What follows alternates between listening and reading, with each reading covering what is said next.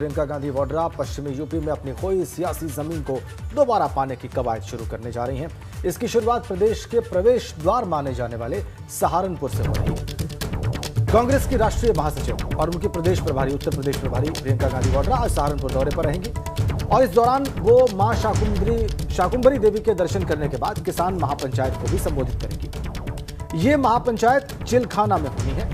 इसके अलावा गांधी पार्क में उनकी एक जनसभा भी होनी है, लेकिन प्रशासन ने कोविड प्रोटोकॉल और किसान आंदोलन के तहत फोर्स की तैनाती का हवाला देते हुए जनसभा की इजाजत नहीं दी है। यह देखना बहुत महत्वपूर्ण। जनसभा की इजाजत नहीं दी गई है। क्या जनसभा होगी प्रशासन की इजाजत के बगैर? जो कि प्रियंका गांधी एक मुख्य धारा की राजनेता हैं, इसलिए क्या वो प्रशासन की इजाजत के बगैर भी जनसभा को संबोधित करती हैं या प्रशासन बाद में उनकी दरखास्त को मान लेता है, जनसभा होने देता है? यह देखना बहुत दिलचस्प।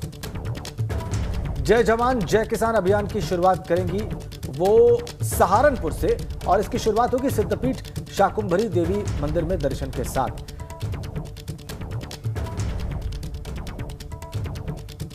सीधा शैलेश के पास चलते हैं, हमारे सहयोगी हमारे साथ सीधा कनेक्ट है। शैलेश, ये बहुत ही रोचक है। वो शाकुंभरी देवी मंदिर का दर्शन करेंगी, फिर उसके बाद किसान महापंचायत को संबोधित करेंगी। जनसभा की योजना है उनकी, जिसकी इजाजत प्रशासन ने नहीं दी है कोविड प्रोटोकॉल की बात कहकर। और इस स्थिति में क्या प्रियंका गांधी पंचायत करेंगी या जनसभा करेंगी वहां पर?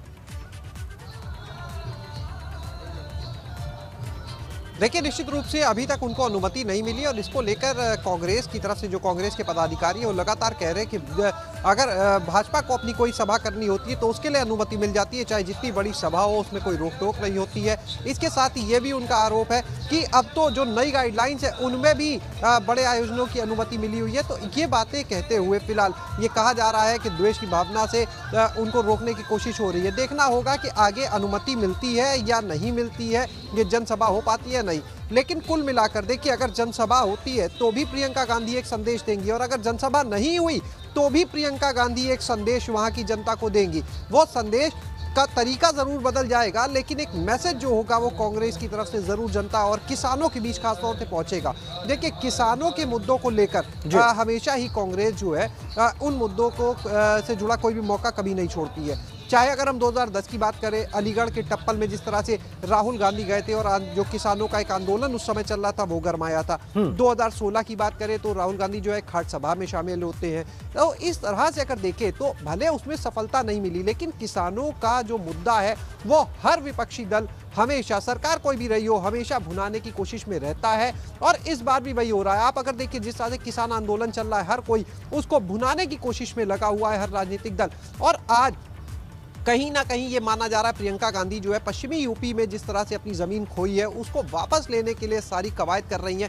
कुल अलग अलग अगर हम देखें तो आज एक सहारनपुर में सभा है, लेकिन कुल अगर सभाएं देखें अलग अलग तारीखों पर तो 4 सभाएं हैं जो प्रियंका को करनी है। और ये जो पूरी योजना ये सिर्फ पश्चिमी यूपी तक सीमित नहीं है। पश्चिमी यूपी के बाद पूरा ये फरवरी का जो महीना है और उसके बाद आगे मार्च, लगातार प्रियंका गांधी के दौरे चलते रहेंगे उत्तर प्रदेश में कांग्रेस को किस तरह से मजबूती देनी है इस पर काम होगा। पंचायत चुनाव को लेकर रणनीति चल रही है और जब बात पंचायत चुनाव की होती है तो किसान जो है उनको कोई नहीं छोड़ सकता, अनदेखा नहीं कर सकता है।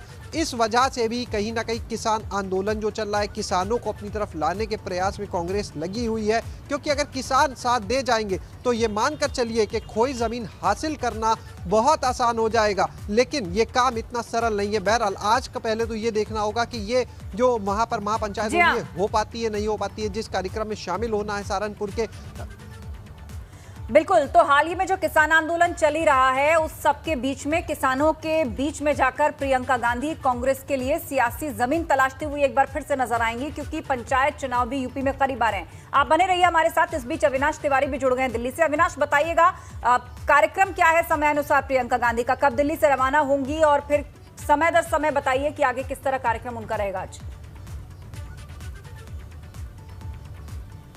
देखिए आस्था, अगर बात करें तो प्रियंका गांधी 11 बजे अपने आवास से रवाना होंगे। उसके बाद वो सीधे इंदिरा गांधी अंतर्राष्ट्रीय हवाई अड्डा पहुंचेंगी।